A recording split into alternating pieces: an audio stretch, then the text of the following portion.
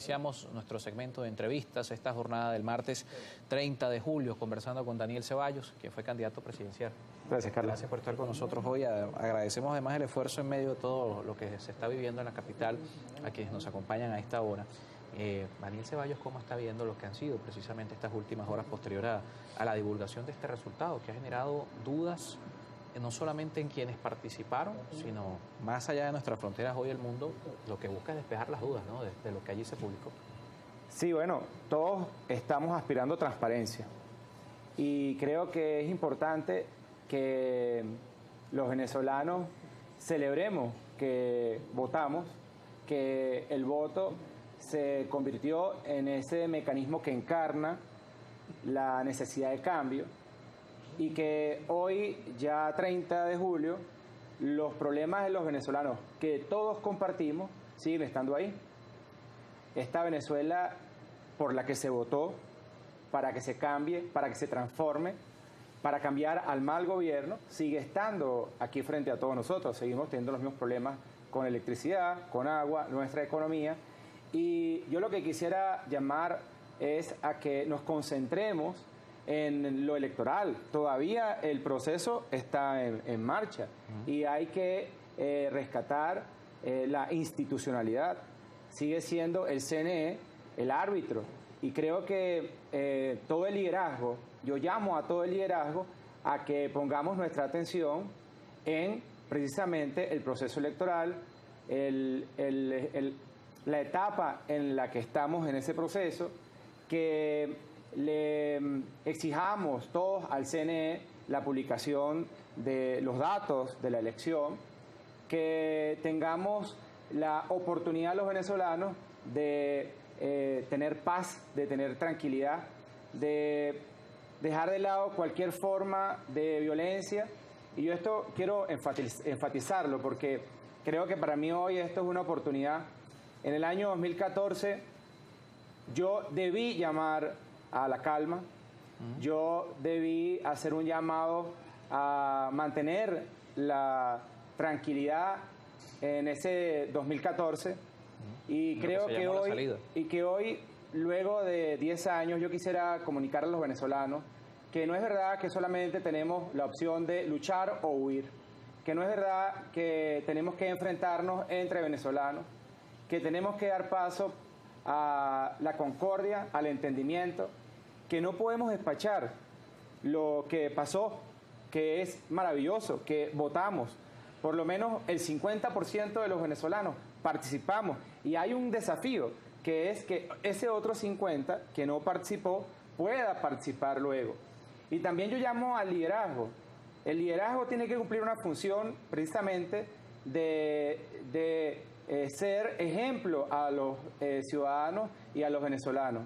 Yo quisiera destacar que hoy que se ha decidido elegir al voto como mecanismo de transformación, no podemos luego, sin tener las evidencias, sin tener los soportes, alegremente descartar al voto como el mecanismo de cambio que eligió el país.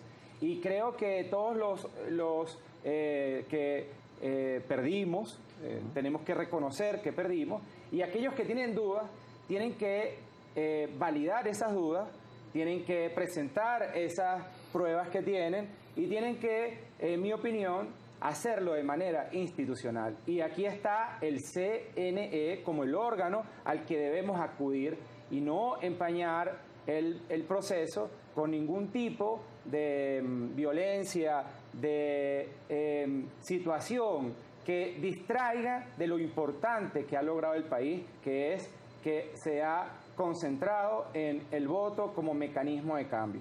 Daniel Ceballos confía en este primer boletín que se ha publicado. Decía ayer Enrique Márquez, que consulta el caso también de Daniel Ceballos, que tenía participación, que tenía testigos, que tenía acreditados allí, que sus testigos no pudieron estar en la sala de totalización.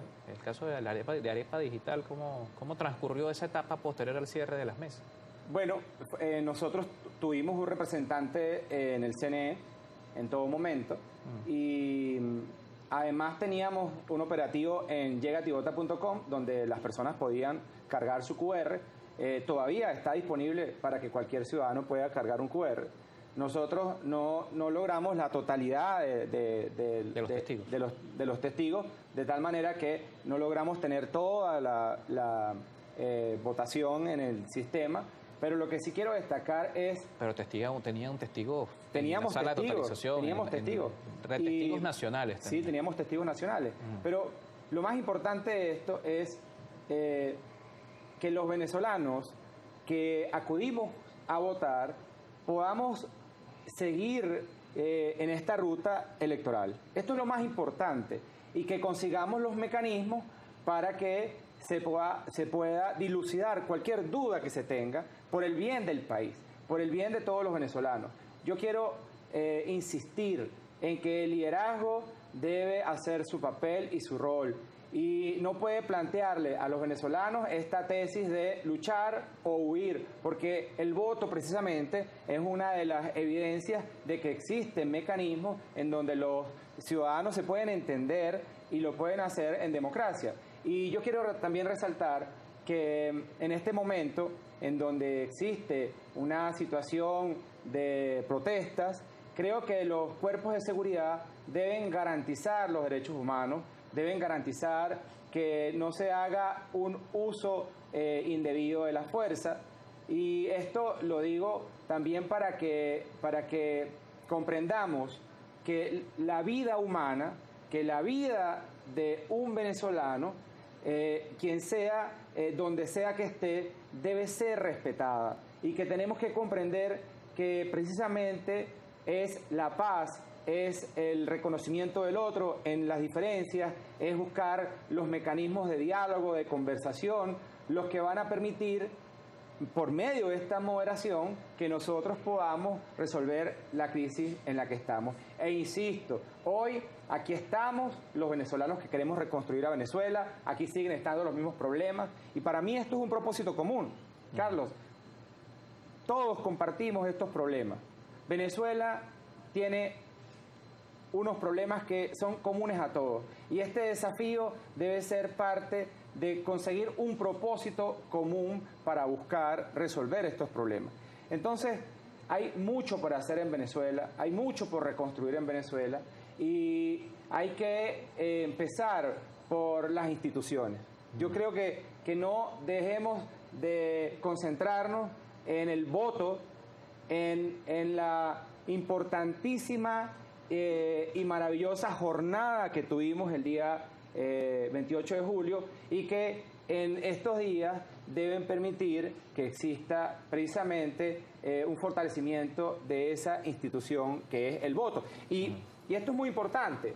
Pero porque ese primer paso, quienes reclaman hoy esta divulgación, debe darlo entonces el Consejo Nacional Electoral, ¿no? Pero por supuesto, esta data. pero por supuesto, por eso hay que concentrarnos en que sea el árbitro, el CNE, quien siga adelante con su proceso, y que sea el que garantice la tranquilidad y la transparencia de todos los venezolanos. Fíjate la tragedia política que significa que hoy los actores políticos estén hablando de un fraude, cuando en unos meses van a haber nuevas elecciones y vamos a estar de nuevo atrapados entre si creemos o no creemos en el voto.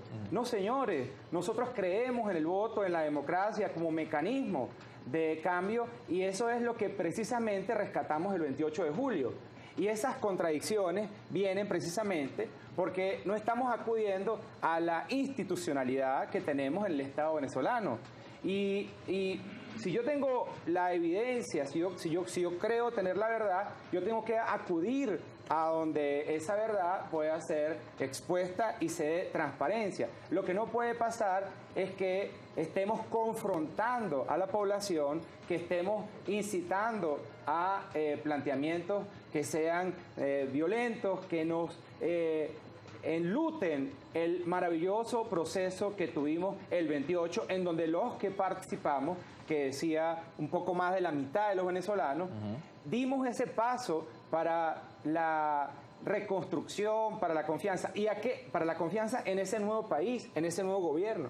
Y aquellos que no votaron, pues bueno, también se respeta su decisión de no participar, pero es una tarea de todos los venezolanos que ese porcentaje siga creciendo y que cada vez tengamos una mejor democracia, más participación, voz y voto. Nosotros estamos comprometidos con eso.